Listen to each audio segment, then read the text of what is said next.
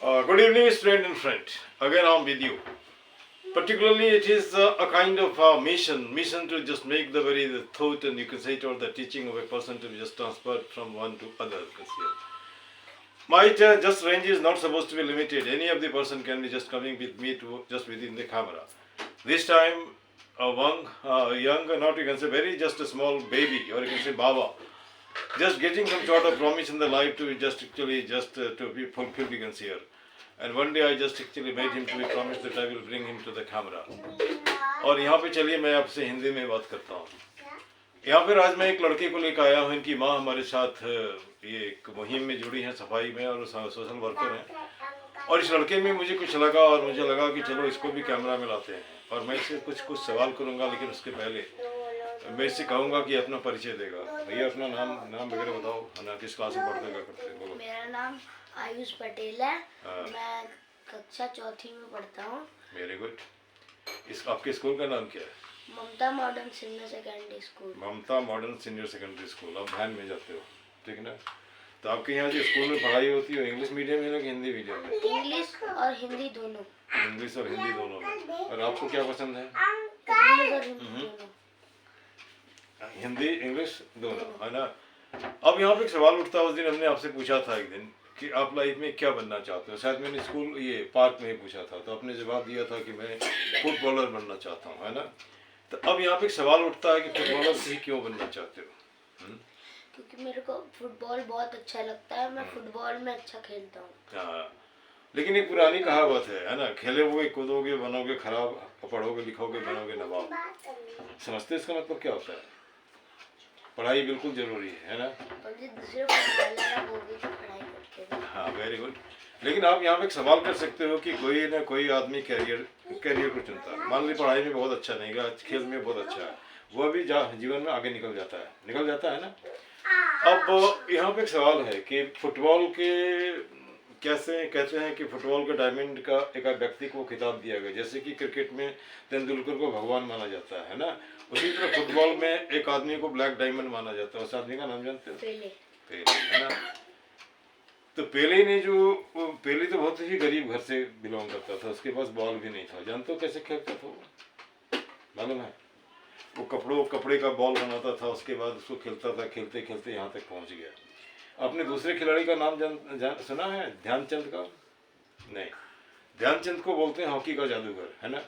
उनके साथ भी क्या था कि वो आदिवासी कम्युनिटी से बिलोंग करते थे. उनके पास बैट वगैरह नहीं था, है ना? बैट नहीं था तो वो क्या करते थे, खजूर का वो नहीं डंडा काट करके उसको बैट बनाते थे, और उसके बाद कपड़े का बॉल बनाते थे. बॉल बनाने के बाद वो खेलते थे. और आज तक उन्होंने कभी कोई मैच हारे नहीं.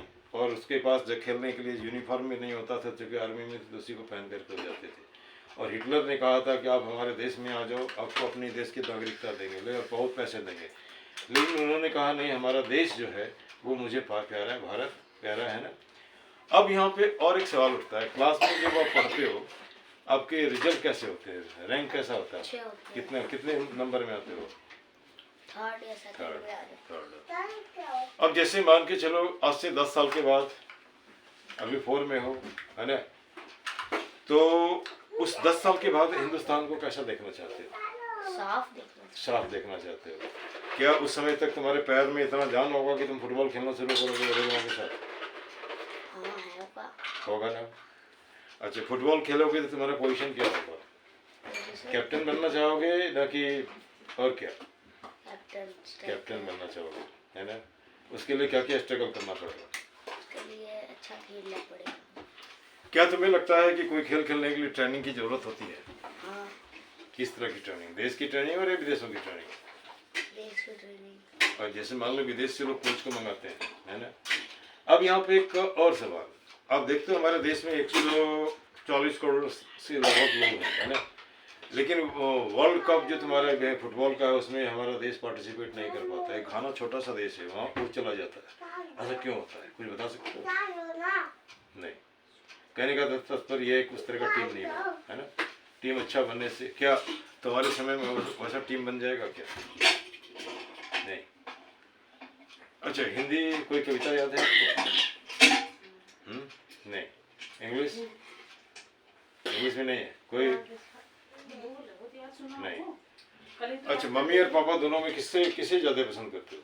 दोनों। दोनों को, मतलब झगड़ा नहीं उसने दोनों को बोल दिया। कौन ज़्यादा पसंद कर तुम्हें लव करता है? पापा। अच्छा चलो, यहाँ पापा की साइड में आ गए, ठीक है। तुम्हारे एक भाई है, दोनों में झगड़ा नहीं होता है कोई चीज़ को लेकर के? होता है।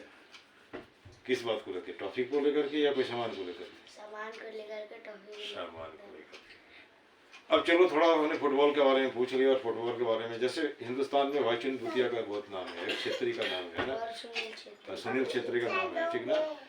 तो अब यहाँ पे जैसे आने वाले समय में मैं देखना चाहता हूँ तुम्हारे में सुनील छेत्री, है ना।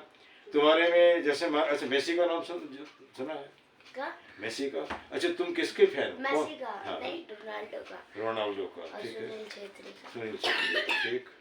उसमें ऐसी क्या बात है जो तुमको आकर्षित करता है? वो बहुत अच्छा खेलते हैं। बहुत अच्छा खेलता है, ठीक। अब यहाँ पे थोड़ा सा मैं इस विषय में बात करता हूँ। पार्क में तुम लोग रोज जाते हो, है ना। उसके बाद ये कह सकते हो कि स्वच्छ भारत अभियान हमारे प्रधानमंत्री का एक तरह से कह सकते हो कि आह्वान है, लेकिन फिर भी पार्क बहुत ज़्यादा गंदा रहता है। तुम कैसे पार्क को साफ सुथरा रखोगे? सारे प्लास्टिक के बैग को कूड़े में फेंकेंगे, और जो गंदे गंदे पेपर होते हैं उन सबको भी फेंकेंगे। गंदे पेपर और को जो आदमी कूड़े फेंकते हैं उनको कूड़ेदान में डालने के लिए बोलेंगे। कूड़ेदान में डालने के लिए, बहुत अच्छा, धन्यवाद। और मुझे लगता है कि ईश्वर करे, है ना, जो तुम्हारा है ना, क्या कह सकते हो, जो हमारा वो देश है वो पूरा हो, लक्ष्य पूरा हो, एक अच्छा फुटबॉलर बनो। अगर हम नहीं भी रहेंगे तो आकाश से ऊपर से आशीर्वाद देंगे, है ना। This much, thank you very much.